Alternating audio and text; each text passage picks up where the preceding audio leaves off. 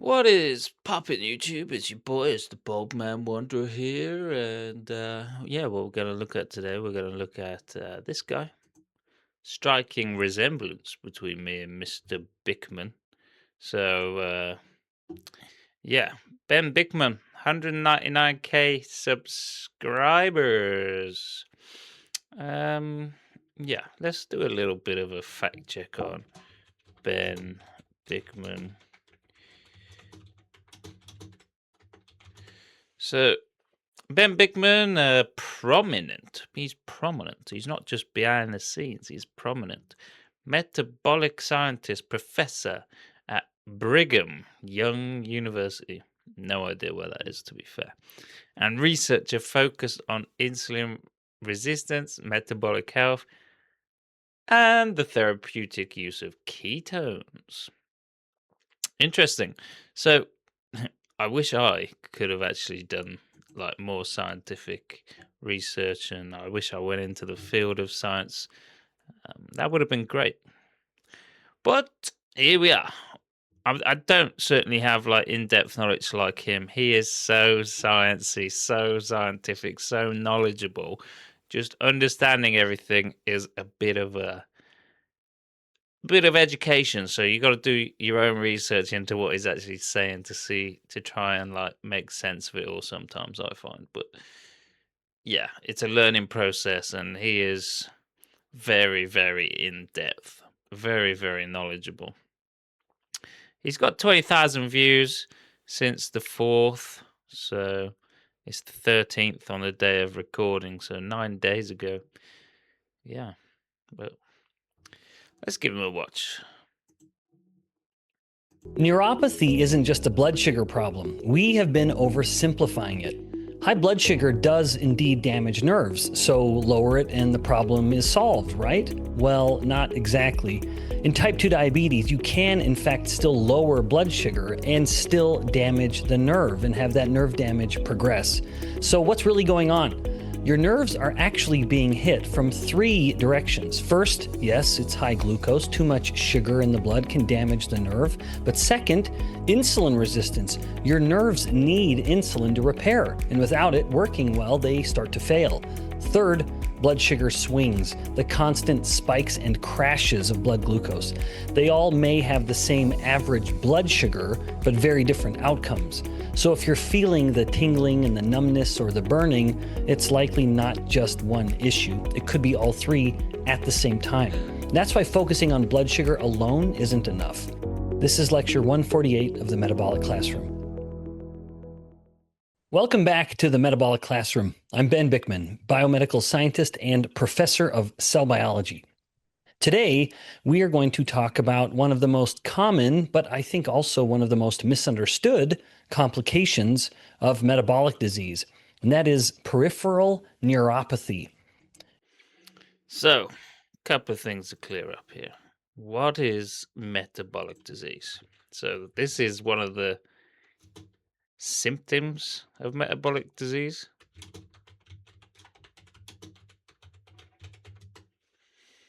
So, conditions caused by abnormalities in the body, biochemical processes disrupting how cells convert food into energy.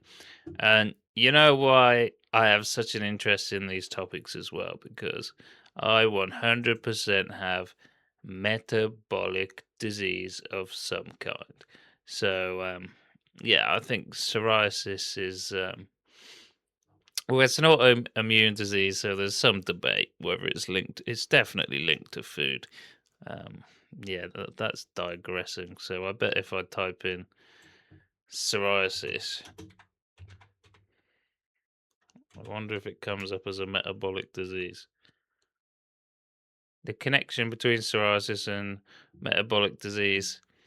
So high co-occurrence. Patients with psoriasis have up to double the risk of developing metabolic syndrome. I think it's all kind of related. Just poor health in general is kind of like a chain reaction, isn't it? But anyway, I digress. Continue. You've probably heard the standard story. The diabetes is a disease of high glucose, high blood sugar after all, and that high blood sugar damages the nerves. Therefore, neuropathy is simply a hyperglycemia problem. And High blood sugar damages the nerves. Look at all the stuff we are chucking down our throats, like biscuits, cakes, um, yeah, just carbohydrates, like all over the place. Like my diet used to be sandwiches, crisp cake, like milk, just chucking sugar down my throat. And as a youngster, it wasn't such an issue, but you get older and it gets to a point where you just start piling on the pounds. of story. You just lower the glucose and you just save the nerve. But there's a puzzle that deserves some attention in this simplistic paradigm. In type 1 diabetes, intensive glycemic control does, in fact, help prevent neuropathy. In fact, it does so spectacularly well. In type 2 diabetes, the same intervention doesn't really move the needle. The same approach, but you have very different outcomes. Well, why is that? The answer is the What does he mean by glycemic control? See, I don't think it is. Is it about just keeping low blood sugar? Or is it about eating food with low glycemic indexes? Yeah, okay, all right. It's blood glucose levels. Yeah, I thought it might be. animating question in today's episode. It's the metabolism of neuropathy, and that it's not just about glucose. It's really about three things working together, and we're going to talk about each of these. Yes, high blood glucose is a problem, so hyperglycemia is one of these drivers, but so too is insulin resistance, and lastly, so too is glycemic variability. Once we appreciate each of these, we then really understand why the nerve dies. So let's build this from the ground up, what neuropathy is, then how each of these three forces, the high glucose, the compromised insulin signaling, and the bouncing around glucose, independently and even synergistically injure the peripheral nerves. So injuring the nerves, gosh, it sounds pretty horrible, doesn't it? And yeah, I've heard stories before of people getting amputations and like because of diabetes, and I think that is related. Let's start with just defining it. Peripheral neuropathy is damage to the nerves that are outside of the brain and the spinal cord. The peripheral nervous system has three main fiber types. First, we Look, let's check this out. Peripheral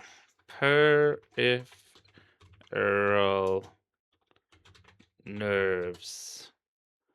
So check out the images. Um, yeah, so it's different. So you've got the central nervous system, which is the brain and the spine, but then the peripheral nervous system seems to be spreading out there all over the place. Um, yeah.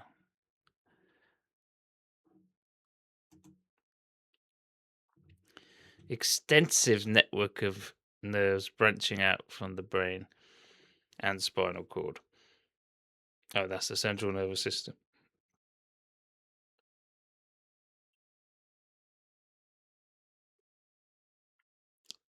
That connect limbs and organs, acting as the body's wiring.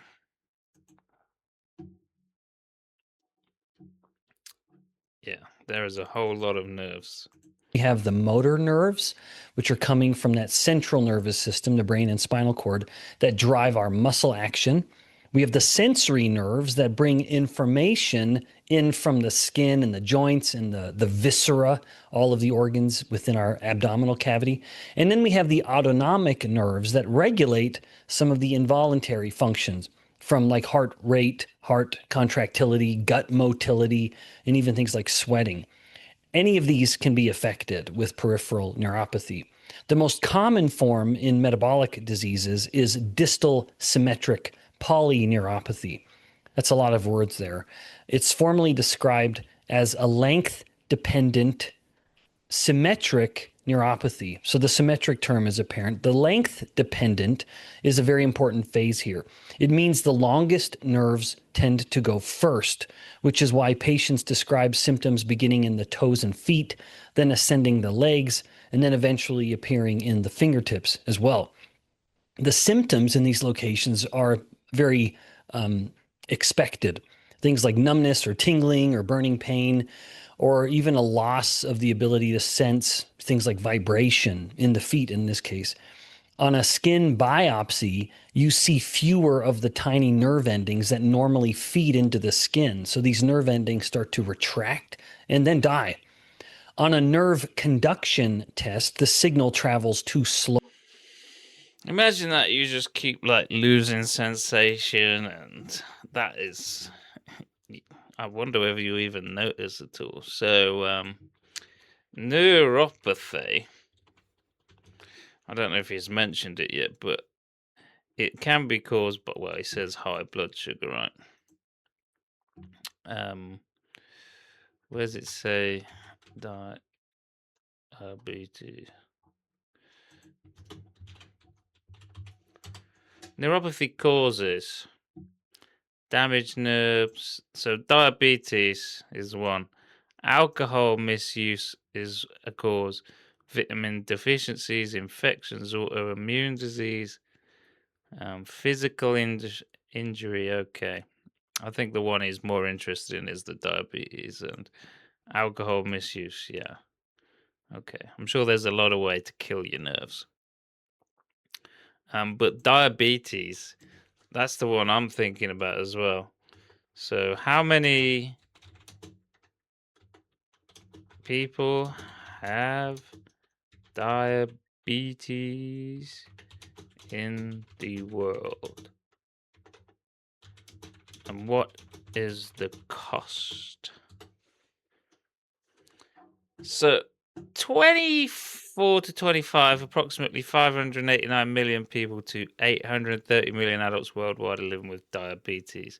So, it obviously depends between type 1 and type 2, but type 2 is just eating too much sugar, right? You can get rid of type 2. And this is the sort of thing that is causing neuropathy, which is what we're looking at today. How many people have neuropathy?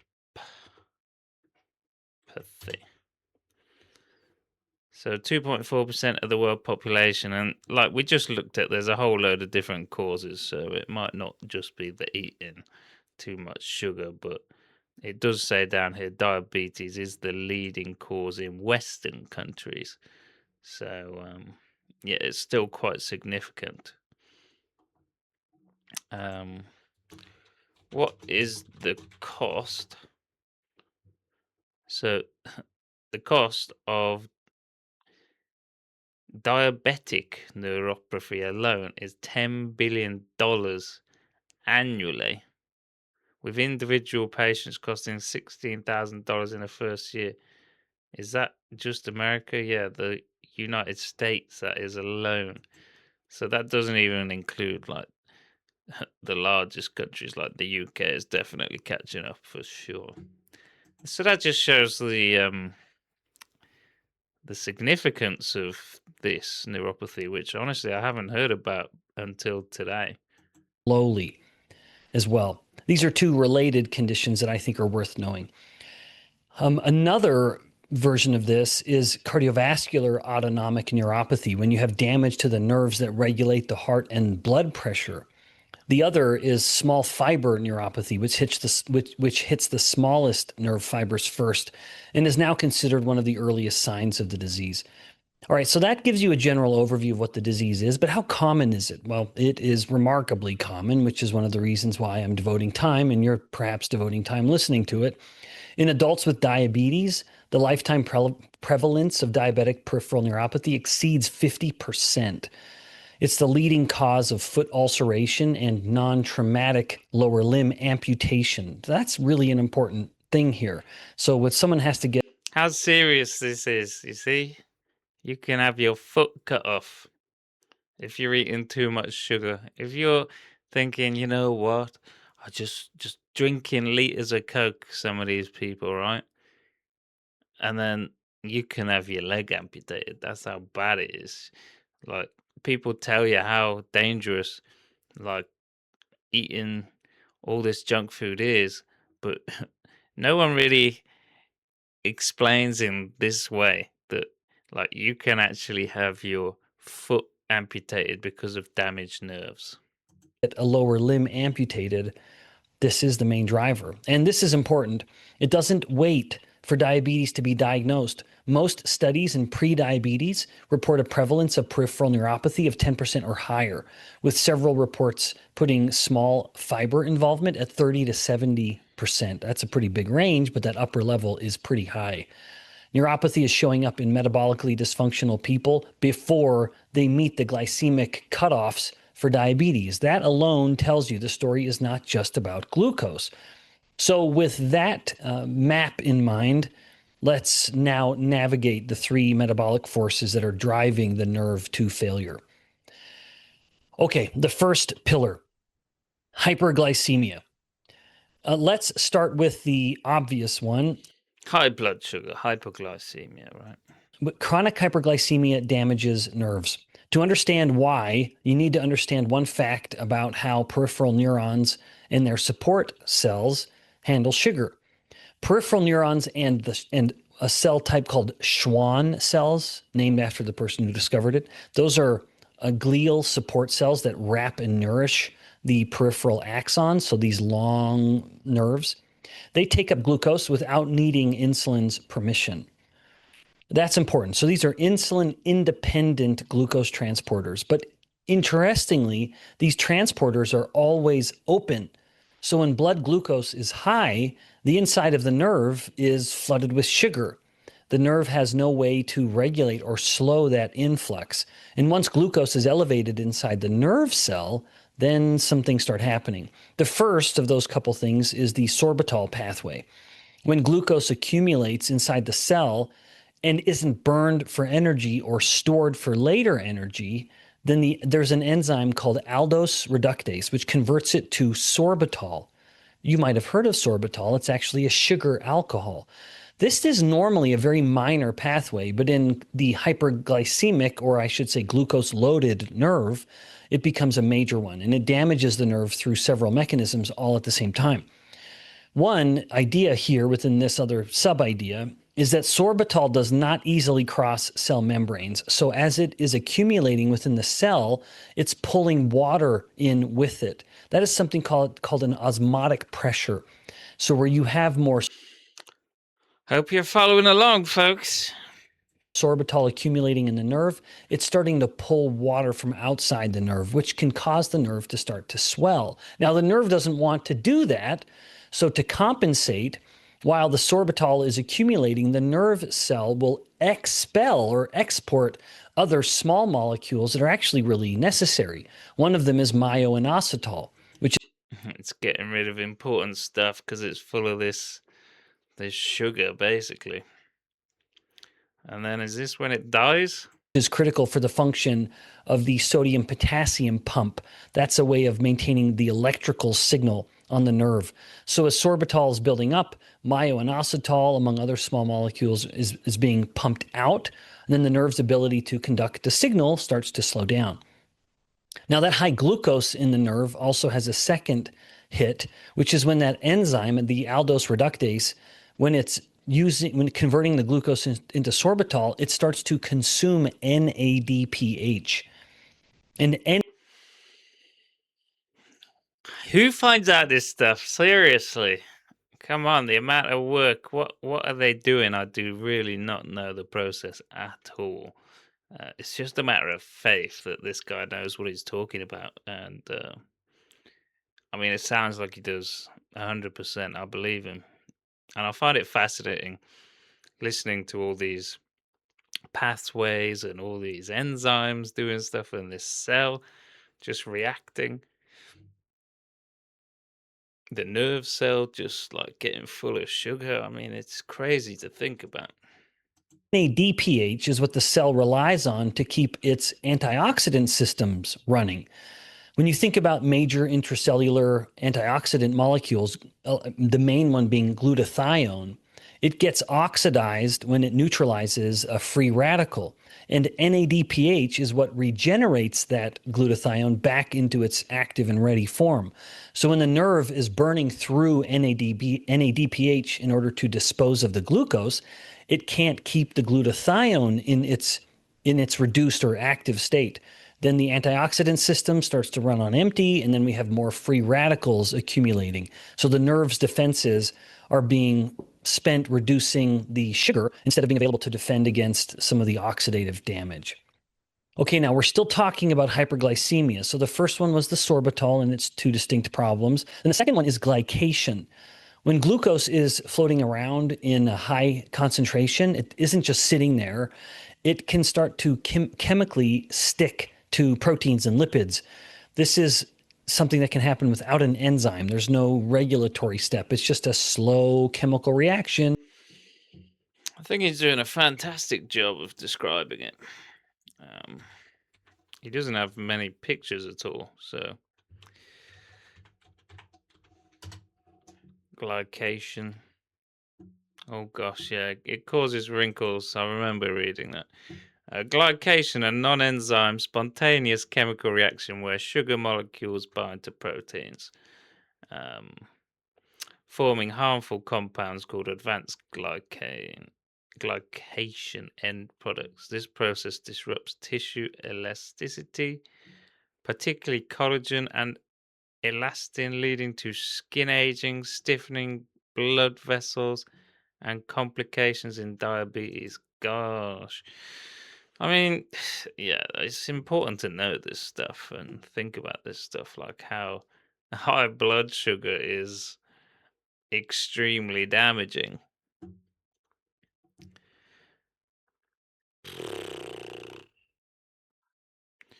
Yeah, health complications.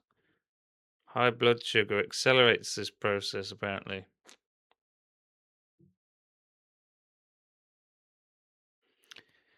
Yeah, interesting. Wait, let's go back to those pictures. Is that what you want? Wrinkly skin, people?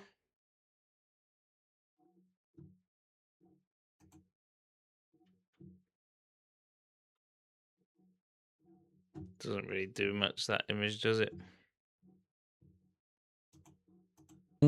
Between the glucose and the other molecule, like a protein or a fat. The longer lived that other molecule, then the more glycation it accumulates. And the peripheral nerve is full of long lived proteins. These are long lived cells. Like think of the myelin sheath, that fatty covering, the axonal cytoskeleton, all the small little proteins within that nerve, the basement membrane of the tiny blood vessels that are feeding the nerve. All of these are very loaded in very susceptible proteins. Over months and years, these proteins can become coated with this glucose adduct, and then we have this what's called advanced glycation end products, or AGEs. AGEs do two bad things. They not only distort the structure and function of the proteins that they're attached to, but then they also bind to a receptor called RAGE, the receptor for advanced glycation end products.